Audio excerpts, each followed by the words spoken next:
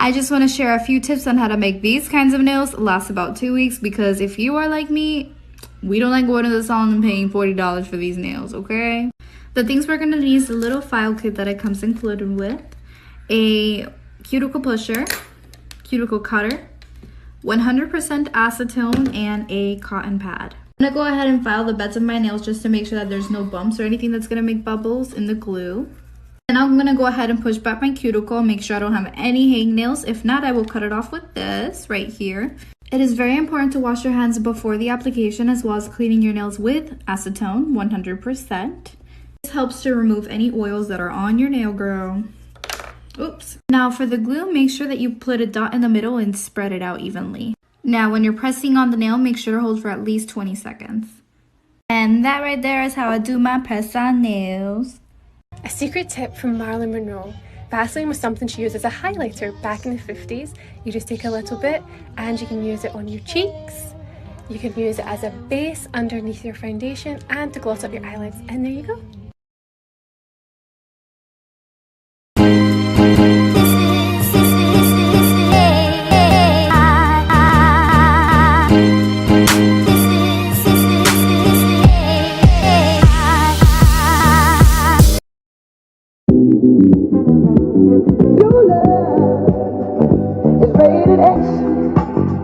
That means you're extra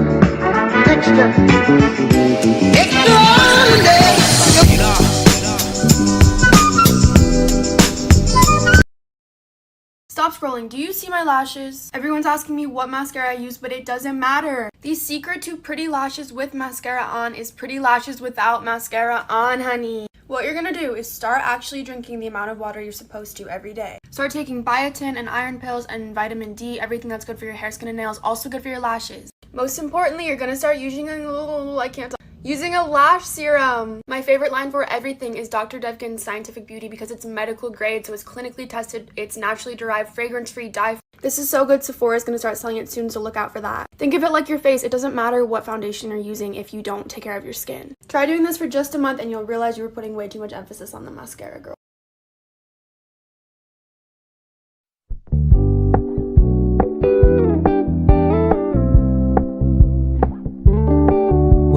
Keep it low key, keep it softly spoken, with no strings tying you to me.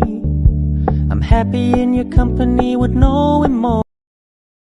Okay, I have 60 seconds to tell you 6 beauty mistakes you are most likely making. Always make sure to run your foundation down your neck, because you don't want that awkward line right on the edge of your chin, because it is very, very noticeable. I don't know who needs to hear this, but a beauty blender should not be used dry. Deodorant should always be applied at nighttime, so it actually has time overnight to absorb into your skin. If you apply it in the morning, you're sweating it right off. If you're going to be outside at any point and any day, always apply sunscreen. Dry shampoo should always be applied 10 to 12 inches away from your hair. If your hair often turns white from dry shampoo, it means you're applying it too close or too much in one spot. The final tip, your concealer should be 1 to 2 shades lighter than your foundation, not 15 shades lighter. Okay. This is how much sunscreen you should be using for it to be effective, and that is half a teaspoon. I know it may seem like a lot, but trust me, you guys are gonna thank me later. Sometimes I use more than this, but I didn't want to scare you guys today. But just applying dabs of it, just like you would apply your foundation, all across your face. And this is what it should look like. And then slowly blend it out with your fingers. Choose a sunscreen that feels like a moisturizer and leaves no white cast, so that it doesn't overwhelm you at all. Sunscreen is the #1 way to prevent aging, and also don't forget about your neck. If you wear a full face of makeup during the day and you get breakouts and clogged pores easily, try this tip. At night, wash your face with an oil cleanser, then a balm cleanser, then a gentle scrub followed by a gentle foam, and watch over the course of a week how clear your. Hey guys, here are 6 beauty tips that I learned being an NFL cheerleader. Tip number 1. Don't use a moisturizer with an SPF because it'll make your makeup melt off and get crusty. Tip number 2. If you have blue eyes like me, find a teal eyeshadow and put it underneath on your waterline. It'll make your eyes pop so much more. Look at that. Tip number 3, under any circumstance, don't use highlighter, anything shiny, sparkly, you're gonna look sweaty, nobody wants that. No sparkly eyeshadow, no glitter eyeliner, and especially no highlighter. Tip number 4, if you have dark brows like me, use a gray eyeshadow to fill in your brows. Look at the difference. Tip number 5, when you're doing your mascara and you mess up a little bit, do not fret. Wait 2 minutes. Take a spoolie, scrape it off, and it's gonna be gone in seconds. All done and ready to hit the field. The number 1 thing I learned is be confident and love yourself.